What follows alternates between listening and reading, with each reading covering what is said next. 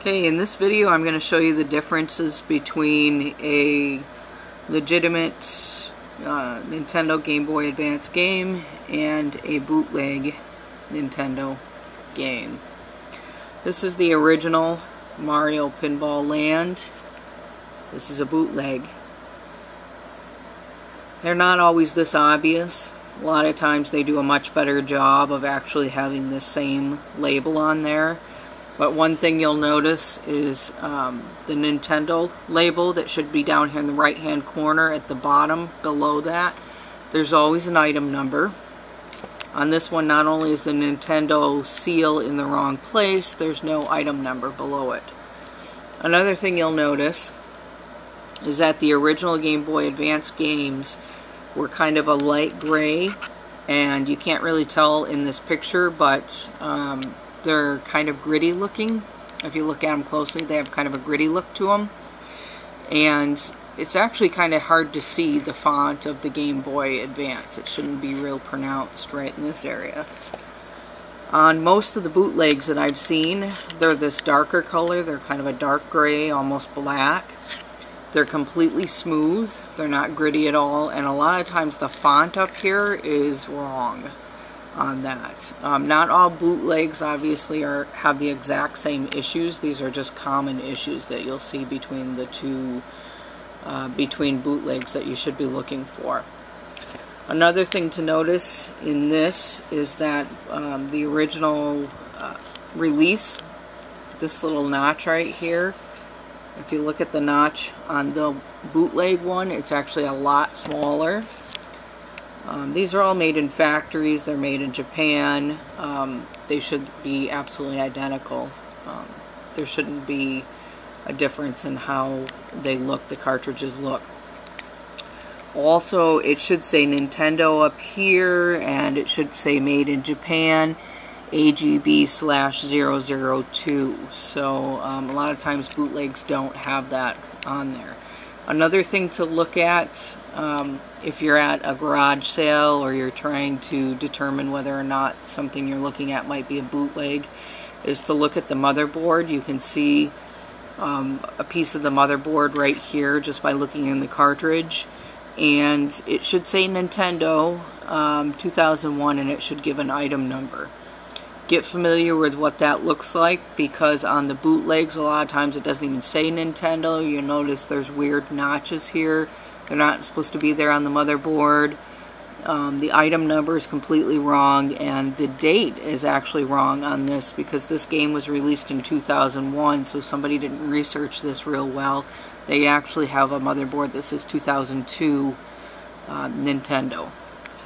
Now, if you get the game home and you're still wondering if it's a bootleg or you're just simply curious about it, I would buy one of these tri-wing screwdrivers. You can get them on eBay for about $3 or $4. They're really the only thing that you're going to be able to use. A regular screwdriver won't work in taking these apart, but they're very simple to take apart. What I'm going to do is show you the differences inside. The bootlegs, of course, most of them originate from China, so that's another thing to look for while you're searching for games on eBay. It doesn't mean that a seller from China is necessarily selling a bootleg, but it's something to consider when you're looking at possibly buying something. You know, is it a reliable seller, somebody who has 100% feedback? And I usually tend to stick towards the places that I know I'm less likely to get a bootleg from. Doesn't mean people in the U.S. don't have bootlegs, because they do. This again is the original.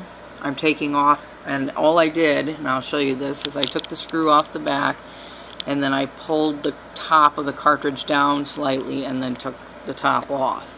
You'll see the motherboard here. None of the Game Boy Advances should have a battery, and you'll notice there's no battery here. Let me see if I can find. You see in the Game Boy Colors there's this battery. This was the last time that Nintendo put this battery in there. For the Game Boy Advances, the battery's actually on the motherboard, so that round battery should not be here. The only exception is in some of the Pokemon games for Game Boy Advance. There is a battery here. That's specifically for overclocking. So if you're looking at a Pokemon game and or something other than a Pokemon game, and you take it apart and you see that battery, you know that it's a fake. So let's look at the one that we know is a fake and see what that one looks like. Remember lefty loosey, righty tighty. Okay, so I pull this down and I take the top off. See that battery? That battery's not supposed to be there. It's also the reason that a lot of times you'll get bootlegs, and you know, you may think, okay, I got this for a little cheaper, so it's okay, who cares that it's a bootleg, I just want to play the game. But it's going to really suck for you if you get halfway through the game dies and you've lost everything that you got up to that point. This would be the reason why, is because this battery is inferior to the actual real battery that came on the motherboard of an official Nintendo.